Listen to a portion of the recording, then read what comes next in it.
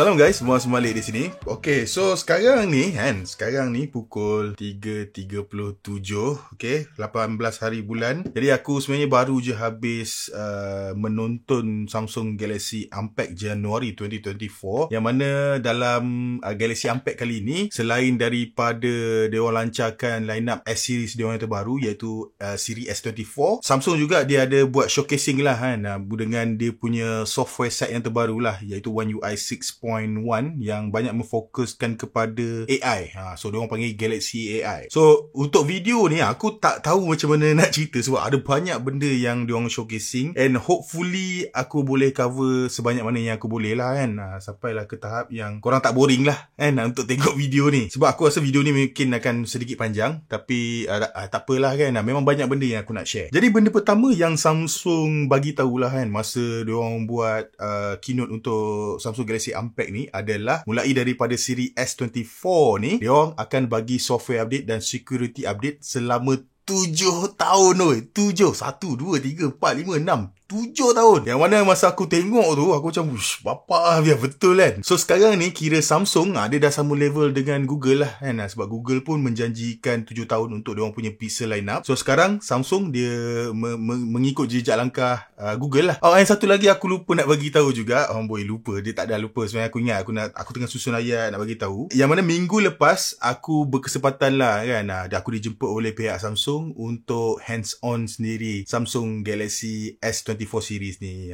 Tapi dia lah, sebab benda tu tak launch, hari ni baru launch, so aku kena keep it to myself lah dia macam satu rahsia lah. Dan dalam video ni juga aku akan tunjuk sikit lah biru-biru yang aku sempat shot waktu aku pergi tengok lah briefing untuk S24 series tu. Jadi berbalik kepada Galaxy Unpacked tadi, pada awal Galaxy Unpacked tu diorang banyak cerita pasal Galaxy AI lah, yang mana diorang punya artificial intelligence yang baru lah untuk meningkatkan productivity bila korang gunakan One UI. So ada banyak feature yang best yang diorang share, tapi aku rasa kita akan kembali kepada Galaxy AI ni, AI Galaxy ni sekejap lagi sebab aku nak cerita dulu berkenaan dengan smartphone Samsung Galaxy S24 series ni. Jadi untuk tahun ni Samsung dia lancarkan 3 device lah untuk S-series iaitu Samsung Galaxy S24, S24 Plus dan S24 Ultra yang paling powerful sekali. Dan kalau nak bercerita berkenaan dengan reka bentuk luaran, hari tu masa aku hands on S24 series ni, kalau nak bercerita berkenaan dengan 24 dengan 24 Plus ni, dia punya first impression aku bila aku pegang tu, dia memang rasa hampir nak dekat sama macam bila kita pegang iPhone. Feel dia memang lebih kurang sama. Dia punya bentuk dia, petak dia tu, curvature dia bila pegang, aku macam bila tengok screen ni pun aku macam macam iPhone lah design dia. So memang dia nampak extra premium lah Dan kemudian untuk S24 Ultra, yang ni tak ada apa yang surprise lah dari segi rekaan. Dia punya rekaan dia tu memang sama, dibawa sama je macam S23 Ultra yang aku tengah gunakan sekarang ni. Dia lebih kurang sama je. Cuma perbezaannya yang paling best yang aku nantikan selama ni adalah skrin depan untuk S24 Ultra sekarang dia flat. Dah tak ada bengkok-bengkok dah. So itu adalah satu langkah yang agak berani jugalah daripada pihak Samsung sebab yalah, macam aku cakap pada video sebelum ni, skrin yang curve ni dia orang yang start bawa dulu and now dia orang dah ditch out dah skrin curve tu. Dan untuk dia punya skrin ni pun dia orang ada bagi penambahan dari segi kekuatan skrin. So dia gunakan Corning Gorilla Glass yang baru, iaitu Corning Gorilla Glass Armor. So dia lebih tahan lasak lah kalau nak bandingkan dengan Victus 2. Dan Corning Gorilla Glass Armor ni pun dia orang cakap yang mana dia 75% lebih powerful lah dari segi untuk mengurangkan reflektif pada glass tu. Dan kesemua line up akan dapat screen Dynamic AMOLED 2X tu, and then kemudian 120Hz dia LTPO, maknanya 1Hz hingga 120Hz. Dan dari segi resolution, yang ni ada best jugalah. Kalau dulu S23 dan S23 Plus dia punya resolution Full HD Plus, tapi kali ni hanya S24 saja yang masih menggunakan Full HD Plus. Untuk S24 Plus dan S24 Ultra, dua-dua ni menggunakan Quad HD Plus punya resolution untuk display dia. Dan benda yang paling best sekali kalau nak bercerita berkenaan dengan rekaan dia ni adalah material yang digunakan lah. So untuk S24 dan S24 Plus dia masih lagi menggunakan aluminium punya material, tapi untuk yang model Ultra dia dah upgrade sikit. Yang mana kali ni dia dah tukar lah, daripada aluminium dia dah upgrade menggunakan material jenis titanium. So dengan penggunaan material titanium ni, kita tahulah titanium ni dia lebih tahan lasak lah kan. So akan jadi lebih robust lah phone tu. Dan yes, bila dia guna titanium tu, kita faham lah dia dapat sumber inspirasi daripada siapa kan, daripada jiran sebelah lah. Ni mesti case Jaki ni kan. Tengok jiran sebelah upgrade titanium, kita tak boleh kan, saya juga mahu titanium. Tu yang dia orang buat titanium dekat model Ultra tu. Lepas tu untuk dia punya spesifikasi dalaman, chip pemprosesan lah terutamanya. Yang ini aku kena cerita lah sebab ada sedikit perbezaan lah. Yang mana kalau tahun lepas kesemua line up dia menggunakan Snapdragon 8 Gen 2 for Galaxy, tapi tahun ni hanya model Ultra saja yang akan gunakan Snapdragon 8 Gen 3 for Galaxy. So S24 dan S24 Plus dia akan gunakan Exynos 2400. Yang mana performance dia tu sepatutnya akan equivalent lah dengan Snapdragon 8 Gen 3 for Galaxy tu. Aku ada tanya juga dekat representative Samsung lah masa aku pergi briefing tu kan, kenapa dia orang tak buat line up ni semua pakai Snapdragon je. So jawapan dia orang adalah yang mana dia tak ada perbezaan dari segi performance menurut dia orang lah kan, tak ada perbezaan dari segi performance. So menurut dia orang tujuan dia orang buat macam ni adalah more to business side lah kan. Dia orang rasa itu adalah strategi yang terbaik untuk dia orang planning untuk dia orang punya marketing, market tu semua, harga jualan tu semua lah. So itu adalah jawapan dia. So jangan tanya aku lagi, kenapa lain kan, kenapa ini Exynos, kenapa ni Snapdragon. Jangan tanya, aku dah bagi tahu hari kan. So sekarang ni video ni dah panjang lah, aku tak banyak habis cerita ni, banyak lagi nak cerita ni. Aku rasa untuk video ni aku hanya akan fokus lebih kepada model yang Ultra saja, S24 Ultra. Sebab aku rasa itu yang paling aku excited lah kan. Sebab sekarang ni pun aku pengguna S23 Ultra. Jadi aku memang look into forward lah kan. Aku look forward lah untuk melihat apa yang terbaru pada S24 Ultra. Untuk model S24 dan S24 Plus tu dia lebih kurang sama je.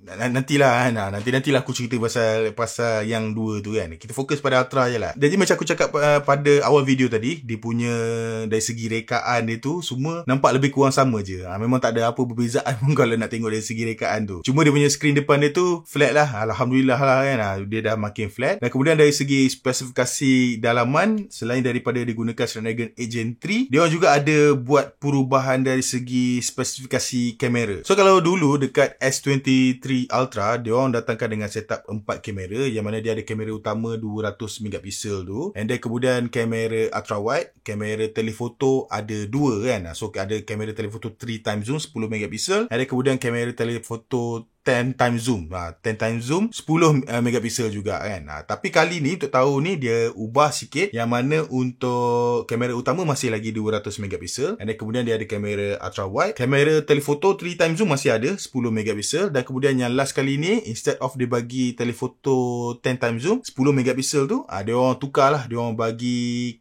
kamera telefoto 5 times zoom tapi dengan megapiksel yang lebih tinggi, iaitu 50 megapiksel. Dan aku rasa ini adalah tindakan yang lebih sesuai lah, lebih bijak lah. Yang mana kalau dulu dia punya jam antara 3 times zoom pergi ke 10 times zoom tu macam terlampau jauh sangat tau. So kalau let's say aku nak ambil gambar pada 6 times zoom ke kan, aku akan lost lah dan quality gambar tu. Tapi dengan setup yang terbaru ni 5 times zoom 50 megapiksel tu, jadi bila aku let's say aku nak zoom ke 10 times zoom pun, dia akan crop lah daripada 50 megapiksel tu. So akan dapat nilai megapiksel yang masih lagi tinggi dan masih lagi usable untuk kita gunakan. Dan kemudian diorang juga adalah buat macam image processing untuk menambah baik lagi, diorang touch-up gambar tu untuk end up mendapatkan gambar yang sangat usable lah pada zoom yang, walaupun zoom yang jauh lah, 10 times zoom tu. So dia punya 10 times zoom sekarang adalah digital lah kan, instead of optical macam yang ada pada S23 Ultra. Dari segi spesifikasi lain,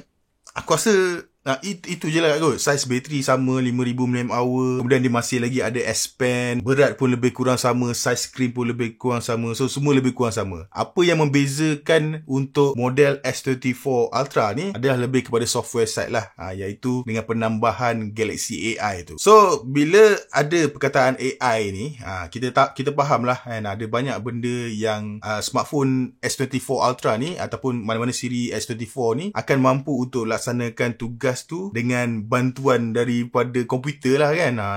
Iyalah, itulah AI. So masa aku pergi briefing tu pun, diorang adalah tunjuk demo-demo feature-feature yang ada ni, and aku agak mind blown jugalah. So antara feature utama yang aku paling suka sekali adalah bila Samsung dia decide untuk collab dengan Google untuk memperkenalkan Circle to Search. So Circle to Search ni dia memang unik yang mana kita boleh search apa saja yang kita nak dalam skrin smartphone kita tu dengan lebih mudah. So apa yang kita perlu buat adalah tekan home screen lama-lama, and then kemudian dia akan keluar macam sedikit animation untuk bagi tahu yang dia dah ready lah untuk terima input. Dan kemudian korang just bulatkan je lah, tandakan kat mana bahagian yang korang nak, gambar ke, words ke kan. And then kemudian Google akan dia akan buat lah searching tu. Dan aku rasa benda ni memang sangat brilliant lah. Kalau dulu benda ni ada je kat Pixel. So kalau orang pakai Pixel device, memang benda ni bukan satu yang baru lah, tapi dia punya cara penggunaan dia tu sedikit berbeza. Kalau dulu korang kena pergi ke recent app, and then kemudian baru boleh tekan search kat situ. Tapi kali ni lain lah. Kali ni tak payah buat benda tu semua. Just tekan home screen kat mana-mana lah. Tak kisah korang dalam app apa pun, semua korang boleh buat. Just tekan je search, and then dia akan terus search untuk korang. Dan kemudian feature seterusnya yang best juga adalah yang dipanggil sebagai real-time translation.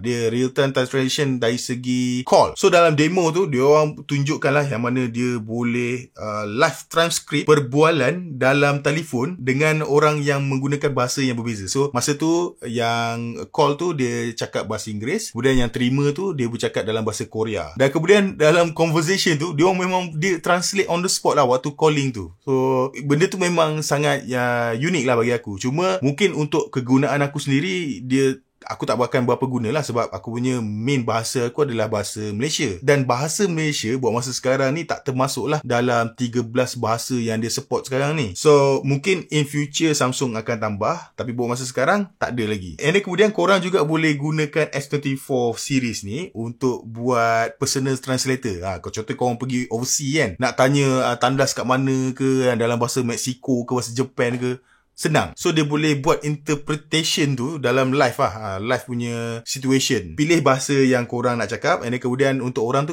dia akan auto detect lah bahasa apa yang orang tu cakap. So dalam demo tu sama juga, yang bercakap tu bahasa Inggeris, and then kemudian yang terima tu adalah bahasa Korea. So dia borak macam tu lah. Dan yang menariknya juga, fungsi ni dia berfungsi secara offline. Maknanya dia akan download siap-siap bahasa yang dia nak guna tu. Lepas tu korang boleh just gunalah. Dan yang bestnya juga, feature translation ni pun boleh digunakan pada keyboard juga. So Samsung panggil benda ni sebagai text assist lah kan. So dia akan, kalau korang guna untuk translation tu, dia akan detect siap-siap bahasa apa yang digunakan, dan korang just boleh reply lah. Dalam contoh tu dia reply gunakan bahasa Inggeris lah kan, dan akan translate lah guna bahasa apa yang dipilih. Lepas tu dia juga ada tunjuk yang mana diorang ada function di mana kita boleh gunakan voice recorder. Ini student-student memang akan suka lah. So dia gunakan voice recorder. So selain daripada dia akan translate apa yang direkod tu dalam tulisan, Samsung Galaxy S24 series ni juga boleh membezakan speaker yang bercakap tu.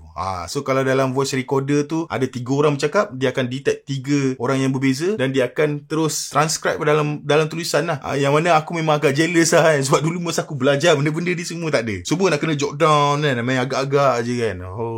Senang tu lah orang sekarang So itu adalah dari segi feature AI yang ada untuk productivity lah. Ada kemudian diorang juga ada bercerita berkenaan dengan fotografi, yang mana dengan penggunaan Pro Visual Engine diorang yang terbaru tu, diorang boleh enablekan banyak benda lah. Antaranya diorang berkolaborasi dengan Instagram dan Snapchat untuk memberikan sokongan lah bila kita ambil gambar tu. Sebab selalunya korang selalu lah dengar kan, yang mana kalau Instagram punya upload semua daripada iPhone yang the best kan. So apa yang Samsung buat adalah inisiatif diorang untuk pastikan, diorang kerjasama dengan Instagram untuk pastikan yang mana bila kita ambil gambar direct daripada app Instagram tu, korang akan dapat kualiti yang sama macam kalau korang gunakan kamera app pada smartphone tu. So dengan kolaborasi ni, korang boleh gunalah kan, macam HDR feature, and then kemudian dia punya night photography, nightscape, apa benda nama night dia aku pun tak ingat dah. So korang boleh gunakan semua feature-feature tu dalam app Instagram dengan Snapchat ni lah. Untuk Snapchat ni aku pun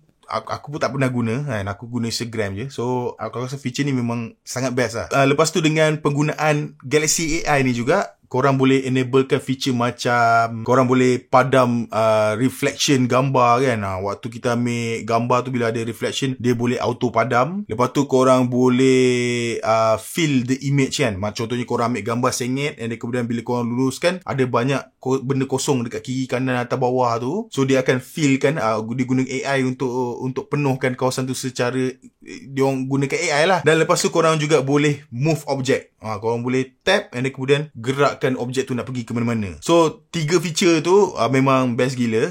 Dan korang tak perlu risau. Yang mana aku pun masa tengok tu aku macam pelik juga kan.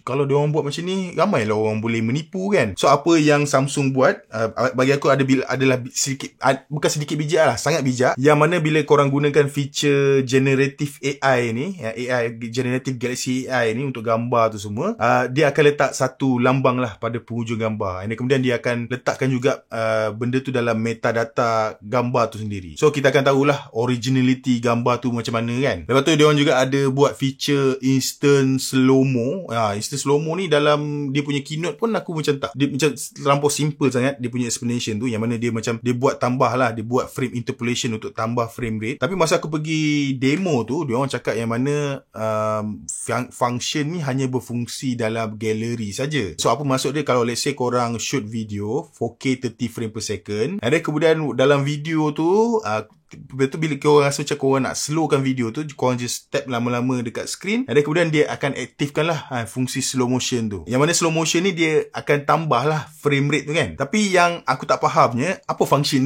dia orang buat macam ni. Sebab dia bukannya boleh kita export benda tu jadikan video. So let's say kalau korang shoot 4K 30 frame per second, and then ada bahagian yang korang nak slow mo kan, masa aku try tu tak boleh buat macam tu. So benda ni mungkin nak kena tunggu kalau aku dapat pegang and cuba sendiri nanti. Hopefully dia punya function slow motion ni ada lebih sikit lah kan, daripada apa yang aku tahu yang dia tunjuk dalam demo tu. Sebab kalau itu je macam tak berapa nak function sangat juga. And aku rasa itu je lah yang aku nak kongsi kan, berkenaan dengan S24 series, terutamanya lebih kepada S24 Ultra, dan feature-feature baru yang diorang add on masuk ke dalam One UI 6.1 tu. Oh, yang satu lagi, dalam keynote tu pun diorang ada collab lah dengan Mr. Beast kan, untuk aku tak tahu apa benda, nampak macam diorang promote produk Mr. Beast tu. So itu benda tu masa aku tengok pun aku macam tak faham kenapa ada Mr. Beast dalam tu. So mungkin untuk lebih kepada marketing lah kot kan. So aku rasa tu saja